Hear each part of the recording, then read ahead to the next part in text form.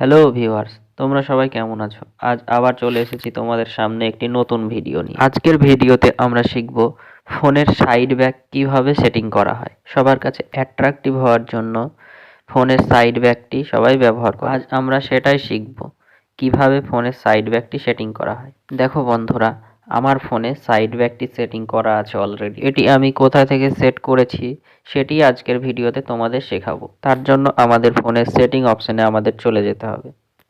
তারপর নিচের দিকে স্ক্রল করে আমরা খুঁজে নেব কনভারসেশন টুলস। কনভারসেশন টুলসে যাওয়ার পর আমরা সেটিতে ক্লিক করব।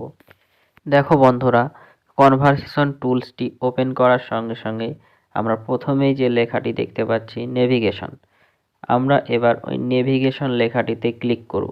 দেখো বন্ধুরা, আমার ফোনে ব্লু টিক মার্কটা প্রথম বক্সে আছে, কারণ আমার ফোনে সাইড ব্যাক অলরেডি অন আছে। কিন্তু তোমাদের ফোনে ব্লু টিকটি থাকবে ভার্চুয়াল বাটন। তোমাদের এবার ব্লু টিকটি প্রথম বক্সে দিতে হবে, তাহলে তোমাদের সাইড ব্যাক অন হয়ে যাবে।